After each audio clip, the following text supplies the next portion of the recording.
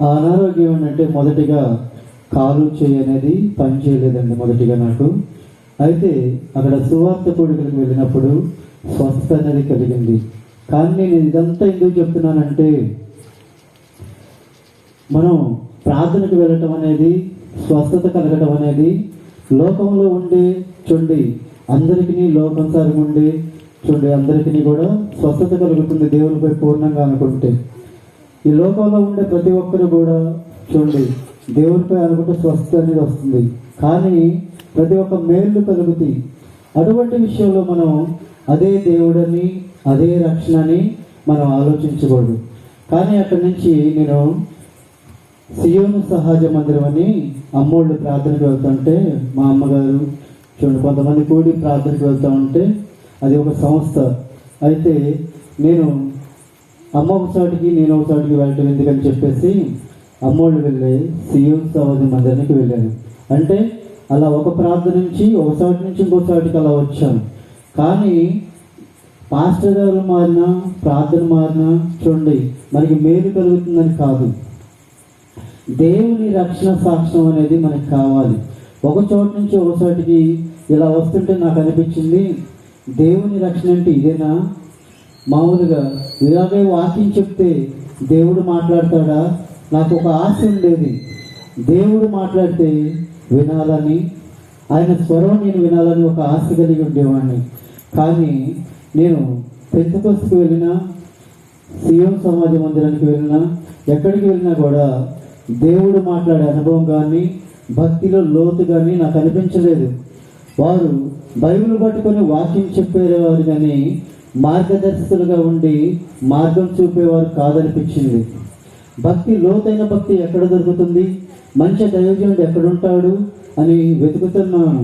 ప్రతిరోజు కూడా చూడండి లోతైన భక్తి తెలియకపోయినా నేను దేవుణ్ణి అడుగుతున్నాను, ప్రభువా నన్ను మంచి భక్తిలోకి మంచి దైవజనుడి దగ్గరికి నన్ను నడిపించు అని నేను దేవుణ్ణి అలా అడుగుతూ ఉన్నప్పుడు నా ఆశ తీర్చడానికి చూడండి ప్రతి ఒక్కళ్ళు కూడా ఎవరైతే ఆశపడతారో వాళ్ళ ఆశ తీర్చడానికి దేవుడు ఒక మార్గం అనేది సరళం చేస్తాడు.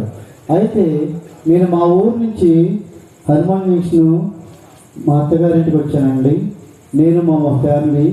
అయితే మా బాబు పుట్టడానికి ముందుగా ఆ ఊరు వచ్చాను. నేను వచ్చినప్పుడు నేను హనుమాన్ జంక్షన్లో మా ఆత్మీయ తండ్రి గారు కొన్నేళ్ళ నాన్నగారింటికి స్టైల్స్ వేయడానికి వెళ్ళాను. స్టార్టింగ్గా వెళ్ళినప్పుడు ఇక్కడ ఆత్మీయ సహోదరులు నాతో అన్నారు, అయ్యా ఇక్కడ దేవుడు మాట్లాడతాడు, నీవు ఈ రక్షణలోకి రమ్మంటే నేను అన్నాను, మామూలుగా నేను దేవునిపై పూర్ణంగా అనుకునేవాడిని.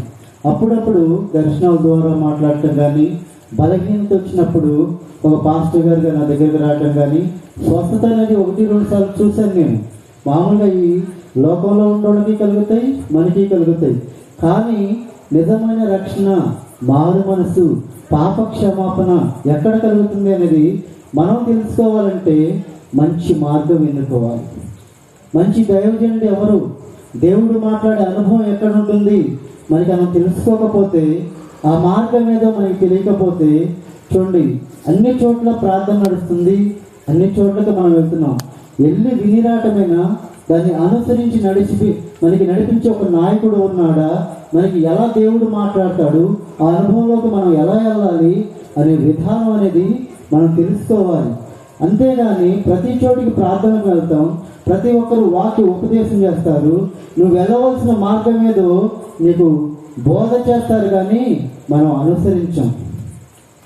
కానీ దేవుడు మాట్లాడితే దాన్ని అనుసరించే విధానం అనేది వస్తుంది. ఎందుకంటే దేవుడు మాట్లాడే అనుభవం లేక ప్రతి ఒక్కరూ వాక్యమే చూడండి దేవుడే వాక్యమై ఉన్నాడన్నది నిజమే, కానీ ప్రతి ఒక్కరు వాక్యం వింటారు కానీ దాన్ని అనుసరించమంటే. నేను అలాగే ఉన్నాను, మొదటిగా నేను అలాగే అన్నాను. బైబిల్ గ్రంథం అనేది ఒక ప్రింటింగ్, బైబిల్ గ్రంథంలో ఉండేది చూడండి ఒక ముద్ర, దేవుడు ఎక్కడున్నాడని నేను దేవుణ్ణి వెతుకుతున్నాను. ఎక్కడ మంచి సహవాసం దొరుకుతుంది, మంచి దైవజనుడు ఎక్కడ ఉంటాడు, మంచి మార్గం ఎక్కడ ఉంటుంది, మనల్ని చూడండి దేవుని ఎంతగా మనం ప్రార్థన చేస్తూ ఉంటాం, పుట్టింది మొదలుకొని క్రైస్తవులుగా ఉంటాం, కానీ మనకి దేవుని రాజ్యానికి వెళ్ళడానికి ఒక మార్గం అనేది ఉందా? చూడండి, ప్రతి ప్రాంతంలో కూడా మనం దైవరాజ్యం వెళ్తామా అనే విధానం అనేది మనం తెలుసుకోవాలి. అసలు మనం దేనికి ప్రార్థనకు వెళ్తున్నాం, అసలు ముఖ్య సందేశం ఏంటనేది మనం ఆలోచన చేసుకున్నట్లయితే మనం ప్రతి ఒక్కళ్ళు కూడా చూడండి, మనం తెలుసుకోవాలంటే దేవుని రక్షణ సాక్ష్యం అనేది మనకి మంచి నాయకుడు కావాలని మనం వెతకాలి. వెతికినప్పుడు చూడండి, మనకి మంచి మార్గం అనేది దేవుడు సారాళం చేస్తాడు. మా ఆత్మీయ తండ్రి కొర్నేలు గారి దగ్గరికి నేను వచ్చినప్పుడు అక్కడ సహోదరులు నన్ను బలపరిచినప్పుడు వాడు వాక్యం చెప్పడం కానీ, నాన్నగారి దగ్గర నేను వచ్చి రావటం కానీ, నాన్నగారిని అడిగాను, మరి నాన్నగారు నేను మారు మనసులో కూర్చుంటాను, మరి ప్రార్థనలో కూర్చుంటాను నాన్న అన్నప్పుడు, సరే కూర్చో అన్నప్పుడు నేను కొన్ని దినాలు మారు మనసులో కూర్చున్నాను. మారు మనసులో కూర్చున్నప్పుడు అక్కడ ఒక క్రమం అనేది ఉంటుంది. దేవుడు మాట్లాడాలంటే ప్రార్థనలో కూర్చుంటే మాట్లాడడు, దానికి ఒక క్రమం, దాన్ని ఒక ఒప్పింపు అనేది ఉంటుందండి. మనకి తప్పులు ఒప్పించడం అనేది, చూడండి, అక్రమాలు కట్టుకోవడం అనేది, సహోదరులతో క్షమాపణ చెప్పుకోవడం అనేది, శత్రువులతో సమాధానం పడటం అనేది, మనం మంచి మార్గంలోకి వెళ్ళాలి. దేవుడు మనతో మాట్లాడాలి. చూడండి, ఎదుటివాడితో సమాధాన పడే విధానం, శత్రువుతో సమాధాన పడే విధానం, అక్రమం కట్టుకునే విధానం, ఇదంతా కూడా ఒక ప్రాసెస్. దీని ప్రకారంగా ఎవరైతే చూడండి, ఒక దేవుడు మాట్లాడే అనుభవం గల దైవజనుడి దగ్గరికి ఎవరైతే వెళ్తారో అటువంటి విధానం అనేది వారి దగ్గర ఉంటుంది. కాబట్టి దేవుడు మాట్లాడే అనుభవం, ఆ రక్షణ, మారు మనసు, రక్షణ, పాప క్షమాపణ అనేది మనకి కలుగుతుంది. అటువంటి విషయంలో నేను ఉన్నప్పుడు, నేను మారు మనసు పొంది నాన్నగారి దగ్గరికి నేను ఇంటికి వెళ్ళాను. ఇంటికి వెళ్ళినప్పుడు చూడండి, నేను మామూలుగా అయితే ఒక టాపీ పని చేసుకునే వర్కర్ని, టైల్స్ పని చేసుకునే ఒక వర్కర్ని మాత్రమే. నేను ఒక చోట పనిచేస్తూ ఉంటే ఆ నైట్ నాకు దర్శనం వస్తూ ఉంది, ఇంకా కొన్ని దినాల్లో కరోనా రాబోతుంది, నువ్వు ఇక్కడి నుంచి వెళ్ళిపో అన్నట్టుగా దర్శనం కలిగింది నాకు. అయితే రాకడ చూసిన అంటే ముందుగా ఎవరికి తెలియజేస్తారు అంటే చూడండి, దేవుడు మాట్లాడే అనుభవం గల వారికి దేవుడు బయలుపరుస్తూ ఉంటాడు. అటువంటి విధానంలో నాకు దేవుడు బయలుపరిచింది ఏంటంటే, కరోనా రాబోతుంది, నువ్వు వెళ్ళిపో అన్నప్పుడు ఆ ప్రదేశం నుంచి వెళ్ళిపోవడానికి నేను వెళ్ళినప్పుడు మా ఇంటికి వెళ్ళాక చూడండి, ఆ కరోనా నాకు ఎలా యాడైందంటే, మామూలుగా నేను ఒక సౌకర్యాల దుకాణానికి వెళ్ళినప్పుడు వారికి ఆ సేటు గారికి కరోనా వచ్చి ఉందంట. అయితే అతని ద్వారా వాళ్ళ ఆవిడకి కూడా వచ్చింది. ఆమెమో సరుకుల అమ్మత అయ్యా కొంచెం దూరంగా ఉండంటే నేను అలా కూర్చున్నాను. ఏంటి మేడం గారు రోజు అలా మాట్లాడలేదు, ఈరోజు కొంచెం దూరంగా ఉండని మాట్లాడుతుందని చెప్పేసి, ఏంటండి ఏమైందంటే కొంచెం ఎడంగా ఉన్నట్టుంది. అయితే అలా ఎదుటివాడి మనకి శ్వాస ద్వారా నాకు యాడ్ అయిపోయింది. అలా యాడ్ అయిపోయి చూడండి, మొదటిగా ఆ కరోనా అనేది ఒక 20 రోజులకి నాకు తగ్గిపోయింది. అలా తగ్గిపోయిన తర్వాత నేను పనికి వెళ్తా, ఒక 15 రోజుల పాటు, ఒక 20 రోజుల పాటు పనికి వెళ్ళిన తర్వాత మళ్ళీ రెండోసారి యాడ్ అయిపోయింది. యాడ్ అయిపోయినప్పుడు నా భార్య పిల్లలు ఏం చేశారంటే చూడండి, నా దగ్గర నుంచి వెళ్ళి వాళ్ళ అమ్మగారింటికి వెళ్ళిపోయారు. అక్కడ పసిపెట్టలు కదా, మళ్ళీ వాళ్ళకి ఇబ్బంది తగులుతుందని ఇక్కడికి హనుమాన్ జంక్షన్ వచ్చేసారు. అయితే అమ్మ ఏం చేస్తుందంటే, మాస్క్ పెట్టుకోకుండా నా బిడ్డకి మళ్ళీ రెండోసారి కరోనా వచ్చిందని కన్నీరు విడిసి ఆమె భోజనం పెడతా ఉంది, మాస్క్ కూడా పెట్టుకోవట్లేదు. అటువంటి పరిస్థితుల్లో నాకేమనిపించిందంటే, నాకంటే ఈమె వయసు ఎక్కువ ఉంది కాబట్టి ఈమె నాకంటే ముందుగా చనిపోతుంది, కాబట్టి నేను ఎలాగైనా చనిపోతే నేను చనిపోవాలి, అమ్మ చనిపోకూడదని చెప్పేసి అంబులెన్స్కి కాల్ చేశాను. అంబులెన్స్కి కాల్ చేసి అంబులెన్స్ వచ్చిన తర్వాత పర్సంటేజ్ తీసుకున్నారు, తీసుకువెళ్ళారు. ఇక్కడ గూడవల్లి నారాయణ కాలేజీలో 170 రూమ్లో అంటే 170 రూమ్లో పెట్టారు నన్ను తీసుకెళ్ళి. ఎవ్వరూ లేరు. ముందుగా చెక్ చేశారు. చెక్ చేసినప్పుడు వాళ్ళు అన్నారు, నీకు 470 షుగర్ ఉంది, మామూలుగా కరోనా కంటే ఇది ఎక్కువ ఉంది కాబట్టి నువ్వు బ్రతకవు, సంతకం చేయి అని చెప్పేసి సంతకం చేపించుకున్నారు. సంతకం చేపించుకున్న తర్వాత లోపలికి వెళ్ళాను. లోపలికి వెళ్ళేటప్పుడు ఒక సిస్టర్ గారిని పంపించారు. పంపించినప్పుడు ఆమె మెడిసిన్ మామూలుగా టిఫిన్ ఇచ్చి ఆమె వెళ్ళిపోయారు. ఒక్కడిగా ఉన్నాను నేను. ఒక్కడిగా ఉన్నప్పుడు లోపలికి వెళ్ళి ఆ టిఫిన్ చేసి టాబ్లెట్లు వేసుకొని నా ఆత్మీయ తండ్రి గారికి కాల్ చేశాను. కాల్ చేసినప్పుడు, నాన్నగారు నా పరిస్థితి విషమించింది, నేను 1 పావుగంట రోజు తెల్లారితే మరి మీకు కాల్ చేస్తానో లేదు. కాబట్టి నాన్నగారు ఇది లాస్ట్ సారిగా మీతో మాట్లాడుతున్నాను నేను అని చెప్పేసి నాన్నగారికి కాల్ చేశాను. కాల్ చేసినప్పుడు నాన్నగారు అన్నారు, ఒక వెర్రోళ్ళ మాట్లాడబాక, ఒక పిచ్చోళ్ళ మాట్లాడబాక, నువ్వు మారు మనసు పొందిన వ్యక్తివి, నీకు మరణం ఎక్కడుందయ్యా, నేను ఒక మాట చెప్తాను వినని చెప్పేసి, నువ్వు చేసింది పుట్టింది మొదలుకొని నీకు తెలిసిన తప్పు ప్రతి తప్పు నాతో చెప్పు అన్నప్పుడు నేను నాన్నగారితో అలా నా ప్రతి తప్పుని ఫోన్లో ఒప్పుకుంటూ కూర్చున్నప్పుడు మొదటి రోజు మా ఇద్దరి మధ్య జరిగిన సంభాషణలో ఒక మినీ లారీ వచ్చి కొన్ని మూటలు తీసుకెళ్ళింది. రెండో రోజు అలాగే తప్పులు ఒప్పుకుంటుంటే ఓ ట్రక్ ఆటో వచ్చి కొన్ని మూటలు తీసుకెళ్ళింది. మూడో రోజు అలాగే తప్పులు ఒప్పుకుంటే ఒక సైకిల్ మీద ఒక వ్యక్తి వచ్చి 2 మూటలు తీసుకెళ్ళాడు. నాలుగో రోజు ఒక ముసలమ్మ కొంచెం మూట ఉంటే తీసుకెళ్ళిపోయింది. అలా చూడండి, ప్రతి పాపాన్ని కూడా ఒక దైవజనుడు దేవునికి ఈ భూమి మీద ఉన్న మనకి మార్గదర్శకుడు ఎవరంటే ఒక దైవజనుడు ద్వారానే మనం రాజ్యం వెళ్తామన్న దానికి ఇది ఒక నిదర్శనం. దైవజనుడు లేకుండా మనకి మార్గం లేదు. ఈ మార్గంలో ఒక సారళం అనేది ఉంది. నువ్వు దేవుని రాజ్యానికి వెళ్ళాలంటే దేవునితో మాట్లాడే ఒక దైవజనుడు కావాలి. ఆయన క్షమించినప్పుడు నాకు ఒక స్వరం వినపడుతుంది, నేను కూడా క్షమించాను, నీ తప్పుని నేను కూడా క్షమించాను అని. అలా చెప్పినప్పుడు ప్రతి తప్పుని ప్రతి పాపాన్ని నేను అలా ఒప్పుకుంటున్నప్పుడు నా ప్రతి పాపం కడగబడింది. చూడండి, నేను అలా బాత్రూంలోకి వెళ్ళి స్నానం చేయడానికి వెళ్ళి బకెట్లో నీళ్ళు పెట్టుకుంటే నాకంటే పైగా నీళ్ళు వస్తున్నాయి. నేను అనుకుంటున్నాను, నేను ట్యాప్ కట్టేయకుండా ఉన్నానా, రూమ్లో నాకంటే నీళ్ళు పైకి వెళ్ళిపోతున్నాయి నేను అనుకుంటున్నాను.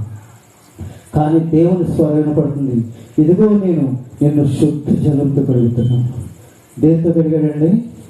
శుద్ధ జలంతో కడుగుతున్నాను. ఇంకా మలినం కాబాక, పాపం చేయబాక అని స్వరం వినపడుతుంది. చూసారండి, ఒక మనిషిని పాపం నుంచి విడిపించే ఒక దైవజనుడు కావాలి. నా ఆత్మీయ తండ్రి ద్వారా నేను తెలుసుకున్నాను, కొర్నేల్ నాన్నగారి ద్వారా నేను తెలుసుకున్నాను, నా సహోదరుల ద్వారా తెలుసుకున్నాను. చూడండి, దేవుడు మాట్లాడే ఒక అనుభవంలోకి నేను ఎలాగైతే ఆశపడ్డానో నా ఆశను తీర్చడానికి దేవుడు చూడండి కొన్ని అంటే ఒక 120 కిలోమీటర్లు డిస్టెన్స్లో ఉంచాడు నా ఆత్మీయ తండ్రి గారిని. అంత దూరం తీసుకొచ్చాడు నన్ను. మారు మనసు పొందాలి, రక్షణ పొందాలి, దేవుడు మాట్లాడే అనుభవం కావాలంటే నాకు చూడండి 120 కిలోమీటర్లు వెళ్ళి మారు మనసు పొందాను. మనం పక్కనే ఉన్నా కూడా పట్టించుకోం. ఎందుకంటే మారు మనసు, రక్షణ, పాప క్షమాపణ లేకుండా, దేవునికి మనకి మధ్యవర్తి లేకుండా దేవుని రాజ్యం అనేది లేదు. కాబట్టి ప్రతి విషయంలో కూడా మనం ఆలోచించేది ఏంటంటే, నా సాక్ష్య జీవితంలో చూడండి నేను ఇలా పాపం నుంచి విడిపించబడ్డాను. ప్రతి ఒక్కరూ కూడా అలా పాపం నుంచి విడిపించబడకపోతే దేవుని రాజ్యానికి మార్గం అనేది మనకి తెలియదు. మనం అనుకుంటున్నాం, వాక్యం వింటున్నాం, ఇంటికి వస్తున్నాం, భోజనం చేస్తున్నాం, పడుకుంటున్నాం, టీవీలు పెట్టుకుంటున్నాం, సీరియళ్ళు, సినిమాలు, లోకాశల్లో మునిగిపోతున్నామే. ఈ లోకాశ అనేది నాకు ఒక సుడిగుండంలో ఉంది. మొదట్లో వ్యసనాక్రాంతుడిని. చూడండి, ఎటువంటి వ్యసనం అంటే ఒక అమ్మాయి కనపడితే పిచ్చోళ్ళ చూస్తూ ఉన్నాను. అటువంటి పిచ్చి ఉన్నవాడిని నేను. కానీ ఈరోజు ఆ మలినమైన కనుల పొరలు రాలిపోయినా చూడండి అలా నన్ను దేవుడు కడిగాడు, పరిశుద్ధంగా మార్చాడు. నా ఆత్మీయ తండ్రి ద్వారా నేను విడిపించబడ్డాను పాపం నుంచి. ఆయన లేకపోతే చూడండి, ఆ రోజు నేను మీకు చెప్పాను కదా, నారాయణ కాలేజీలోకి ఉన్నప్పుడు అలా పాపాలు ఒప్పుకుంటుంటే నేను మామూలుగా అక్కడికి వెళ్ళి కుర్చీలో కూర్చున్నప్పుడు అలా నేను దేవునితో మాట్లాడుతున్నాను. ప్రభువా, నా ఆయుష్కాలం ఎంతో చెప్పమని అడిగాను. నేను అడిగినప్పుడు ఆయన ఒక వడ్ల గింజ చూపించాడు. ఇదిగో నీకు ఆయుష్ లేదు అని చెప్పి ఒక వడ్ల గింజ చూపించినప్పుడు నేను అనుకున్నాను, నేను ఒకటే అడిగాను, అయ్యా నాకు ఆయుష్ లేకపోతే అందరూ ఎలాగైతే భూమి మీద నుంచి తుడిసివేయబడుతున్నారో అలాగే తుడిసివి. కానీ అప్పటికి 10 సార్లు పిలిచాడు నువ్వు నా సేవ చేయమని. కానీ నేను రాలేదు. ఎందుకంటే చూడండి నా కుటుంబ పరిస్థితులు సరిగా లేవని నేను సేవకు రాలేదు. కానీ ప్రతి విషయంలో కూడా మనం ఆలోచన చేసినట్లయితే నేను అలా ప్రతి పాపాన్ని దేవుని ఎదుట ఒప్పుకున్నప్పుడు ఆ 3 రోజుల ప్రార్థనలో దేవుడు చూడండి నా మీద ఒక మంచు గొడుగులా చూడండి చుట్టూ ఒక రక్షణ గొడుగులా వచ్చింది. నేను అనుకుంటున్నాను ఈ గొడుగు ఏంటి నా మీదకి వచ్చింది, పైన స్లాబ్ ఉంది కదా అనుకుంటున్నాను. కానీ ఆ రక్షణ అనేది దేవుడు నాకు చుట్టూ ఏర్పరిచాడు. కానీ ఆ రక్షణ అనే గొడుగులో నేను ఉన్నప్పుడు నన్ను ఎవరు తాకగలరా? ఏ బలహీనత నాకు రాగలదా? అందరూ అనుకుంటున్నారు నేను 3 రోజుల దాకా ఒక్క మనిషి కూడా లేడు, 170 రూములున్న అక్కడ ఒక్క మనిషి కూడా లేడు. నేను ఒక్కడికి ఇలా కుక్కబడేసినట్టు అలా టికెన్ పెట్టేవాడు, ఇలా టాబ్లెట్లు అలా ఇసిరేసేవాడు దానికి. అటువంటి జీవితంలో అటువంటి సిచ్యువేషన్లో ఒక్కడినే 20 రూములు అలా పిచ్చోళ్ళ ప్రార్థన చేసుకుంటూ ఉన్నాను. అటువంటి జీవితంలో దేవుడు 3 రోజు అయ్యా నీకేం కావాలని అడిగాడు. ఏం కావాలని అడిగినప్పుడు నాకేం అవసరం లేదయ్యా, నీ మార్గంలో నుంచి నువ్వు నాతో ఉండి నన్ను నడిపిస్తే చాలన్నప్పుడు ఇదిగో నీకు ఆయుష్ ఇస్తున్నాను అని చెప్పేసి పిరికిడ వడ్ల గింజలు ఇలా పోస్తాడు. ఒక పిరికిట్లో ఎన్ని వడ్ల గింజలు ఉంటాయి? నీకు నిండా 100 ఏళ్ళ ఆయుష్ ఇస్తున్నాను ఇలా పోస్తాడు. ఒక మనిషి జీవితం దేవుని చేతిలో ఉంటుంది. అల్పకాలమైన ఈ లోకంలో కాదు ఉండేది. ఒక మనిషి జీవితం ఎలా ఉంటుందంటే పాపపు ఆశల్లో, లోకాశల్లో, శరీరాశల్లో, నేత్రాశల్లో జీవనం ఉంటుంది. అది కాదు మనకి కావాల్సింది. ఒక పాపం నుంచి విడిపించే దైవజనుడు ఎక్కడున్నాడని మనం తెలుసుకోకపోతే, మన మనోనేతను తెరవకపోతే, మనం ఇంకా జీవితాంతం తపస్సు చేసినా, నువ్వు చనిపోయే పరిస్థితిలో ఉన్నా కూడా నిన్ను విడిపించే ఒక దైవజనుడు లేకపోతే ఈ పాపంలో ఉండే ప్రతి ఇచ్చ నీలో ఉంది కాబట్టి నువ్వు చనిపోతే నిత్య నరకాగ్నిలో పోతావని చూడండి. ప్రతి విషయంలో కూడా నా ఆత్మీయ తండ్రి ద్వారా నేను తెలుసుకొని మారు మనసు, రక్షణ, పాప క్షమాపణ పొందాను. ఈ చిన్ని సాక్ష్యం దేవుడు దీవించిన గాక. ఆమేన్. అందరికీ వందనాలు.